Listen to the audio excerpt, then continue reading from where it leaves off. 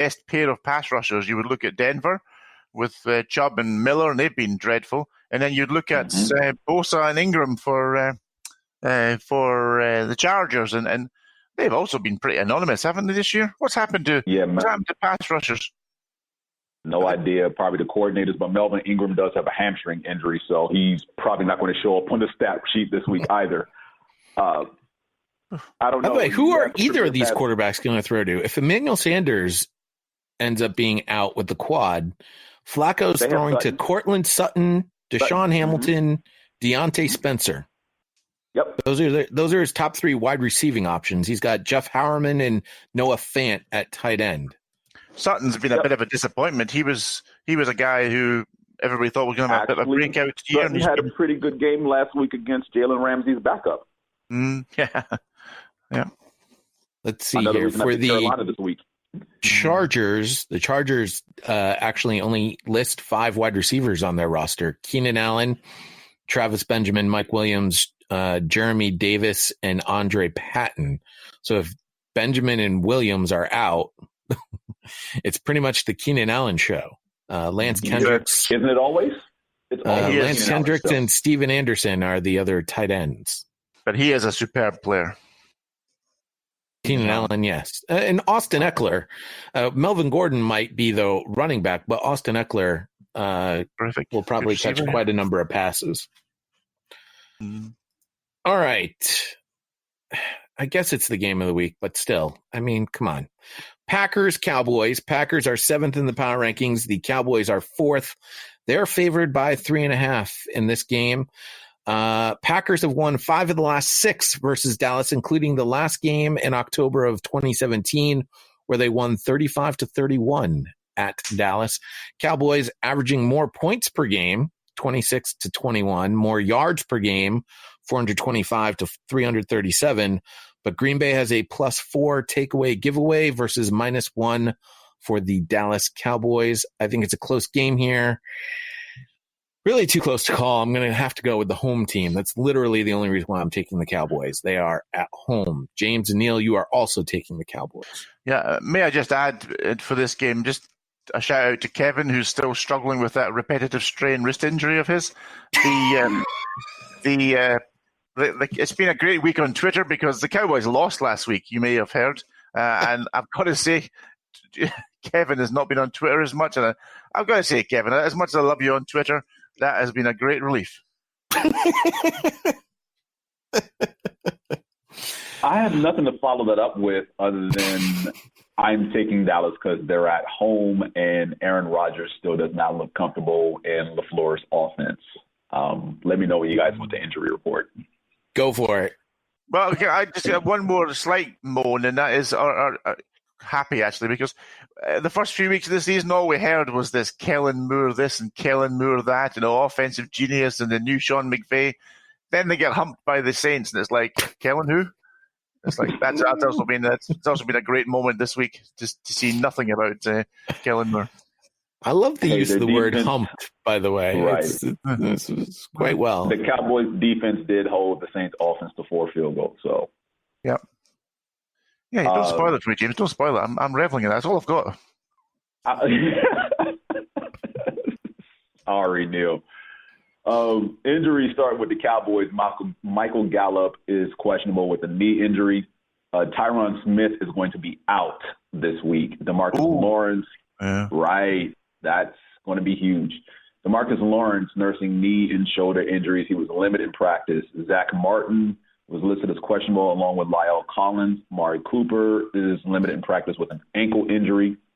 Defensive lineman Antoine Woods and Tyrone Crawford, along with safety Kayvon Frazier, listed as questionable. Frazier actually was put on injury reserve on Monday. For the Green Bay Packers, I'm going to start with Jamal Williams here, who was knocked out of the Thursday night game in a very brutal hit. He's still in concussion protocol, hasn't practiced this week yet. Blake Martinez, Kyle Frackle, linebackers are listed as questionable, along with Oren Burks.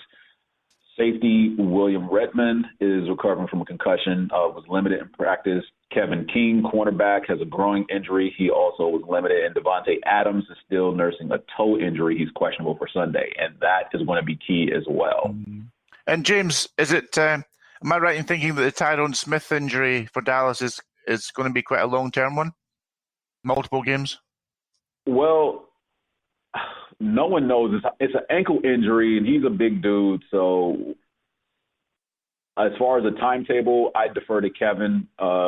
If he listens to this, he can tweet something out specifically. But I have not seen – I mean, they're expecting 2 weeks at minimum. But I think it'll be a week-to-week thing here. So, I mean, precautionary, he's out this week because the last time this happened, he missed, 6 games, and one of those games was like a payday for some defensive lineman from Atlanta. So, was that Maurice Claiborne? Was it Claiborne? Yeah. That's right. They do tend to struggle offensively when Tyron Smith is out. Now, understandably, he's a great player. Yeah, but they have injuries across that offensive line. So it's not just him. You're talking about Zach Martin and Lyle Collins as well. And granted, yes, they're questionable, but if they miss snaps for rest at the wrong time, bad things can happen. And I'm sure, James, I speak for us both when I say that that's terrible news for Dallas. I believe in karma. I'm not going to side with you there. The Sunday night football game features the Indianapolis Colts, the Kansas City Chiefs. The Chiefs have fallen to their rightful spot at number 2 in our power rankings. The Indianapolis Colts have fallen to 18th. The Chiefs, I should say, are favored by 11 points in this game. And I know you've been waiting for it. All show. Here you go. It's your NFL 100 nugget. In the first meeting between the two franchises on September 28th, 1970, Kansas City defeated the Baltimore Colts 44-24 on Monday Night Football as Chiefs Hall of Famer quarterback Len Dawson passed for 4 touchdowns, one of 9 career games with at least 4 touchdown passes. I think it sounds like history repeating. With the lack of the Miami Dolphins this week, my lock of the week goes to the Kansas City Chiefs. And James and Neil, you're both picking them as well. You're not locking them in. At least Neil locked in the Chargers. James, I didn't see a lock from you.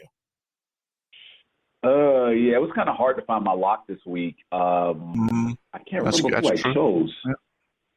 I think, you know what, I did one of these rare crazy things because I tried not to choose my own team for Eliminator, but I did lock in the Philadelphia Eagles. That's a good lock. That may come out to bite me, though. So that was your nugget of the week, and New England, of course, have signed their own nugget. Was he Nugent? No, Nugent. Yeah, they signed a Nugent. Yeah. Or maybe that's not nugget. Maybe it's the nougat. Maybe it's a nougat. Anyway, injuries for this game, real quick. You can't tell we've been doing this for 3 hours, can you? 3 hours. So we have gone longer than expected, but not 3 hours. Yeah, the Indianapolis Colts. T.Y. Hilton is nursing a quad injury still. He may not play on Sunday. He missed last week's game with the same quad. He says he's feeling good, but keep an eye out on that. Clayton Gathers, safety, is in concussion protocol. Safety Malik Hooker has a knee injury. He is ruled out. Darius Leonard is still in concussion protocol. He has not played in this will be the 3rd game he misses if he doesn't play this week.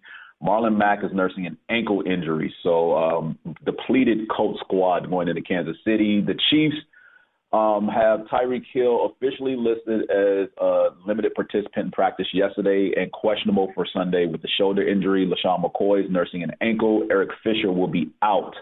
Alex Okafor is questionable.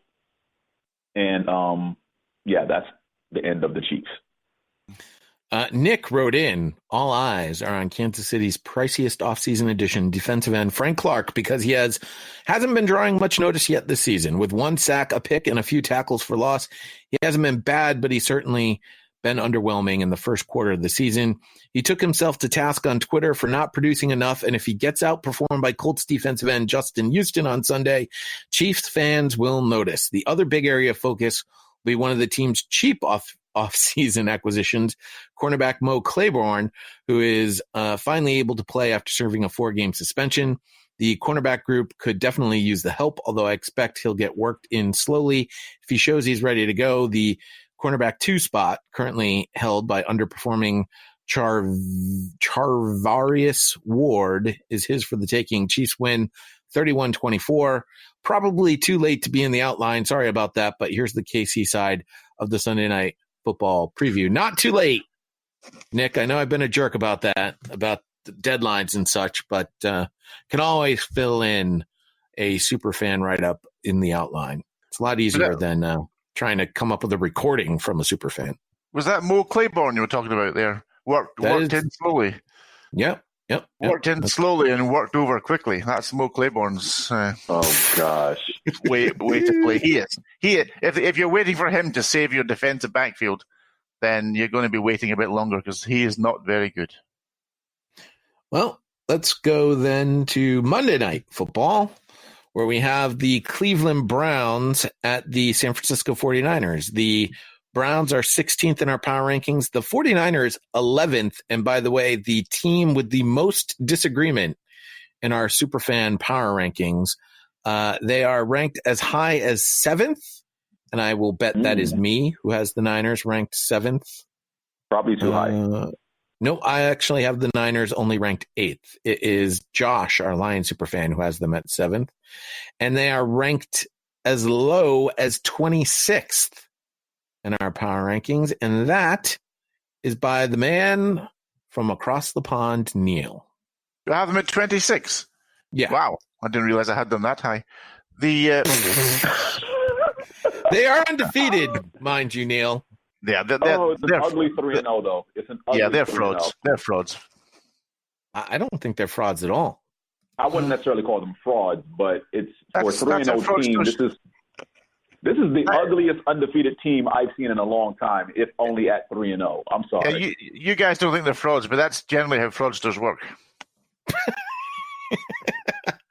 Well, listen, the Niners, I will agree, have been sloppy. Garoppolo himself, 4 interceptions turnover machine so far in the 3 games. They are only a -1. They might be giving up the ball quite a bit, but they're getting the ball back from the other team quite a bit as well. So are they +1 or -1 overall? They're -1 in the takeaway giveaway. They've and therein lies the problem. Yeah. Right. Well, right. Well, that's easily fixed. You stop throwing interceptions and you protect the ball. Meanwhile, your defense still goes and gets the ball. Yeah. What if they don't get the ball this week, but they keep turning it over? I'm just throwing out worst case scenarios to be devil's advocate to your conversation. That's all. Sure. Of course you could do that, except I would be more of the belief that your defense will continue to perform the way that they have performed up to this point. There's also an argument the other way around. Jay, there's also an argument to say that Garoppolo's been lucky to only throw 4 picks because he's thrown some ugly passes this year. Well, beyond just the takeaways, the San Francisco defense is also only allowing 18 points per game. I'm taking the Niners. Taking the Niners. We know you're taking the Niners. Yeah. That was never in debate here. He's given up more takeaways than my local Chinese restaurant. I mean, oh gosh, Neil. It's true. I mean, I tell you that Garoppolo's going to cost. Yeah, he's going to cost. All right. Well, listen. So Baker and company finally got things together last week, but what makes you think that they're going to do it again, Neil? Well, I'm not suggesting for a moment that the Browns are way ahead of the 49ers, but I think they're a more talented squad, and yeah, I would take Mayfield over Garoppolo. Oh yeah, Neil, I want to agree with you, but talent doesn't mean squat, as the Browns have shown. Yeah, they've been blasted and made to be embarrassed on numerous occasions, if not entire games, than individual plays. Well, James, let me educate you, James. Let me educate you. Please educate me. Hard work beats talent if talent doesn't work hard. Well, this talent needs to work harder because just so you know, Mayfield's touchdown to interception ratio is 4-6. Garoppolo's is 5-4. He has played an extra game. Neither of these quarterbacks is taking care of the ball. Got it. No. So big night for the defenses. Look, I look at it this way. Do I trust the 49ers defense? Yes, I trust them to keep them in games, and that 18 points per game is not an aberration. They are legit on defense. I don't trust their offense because of lack of consistency, and they tend to get away from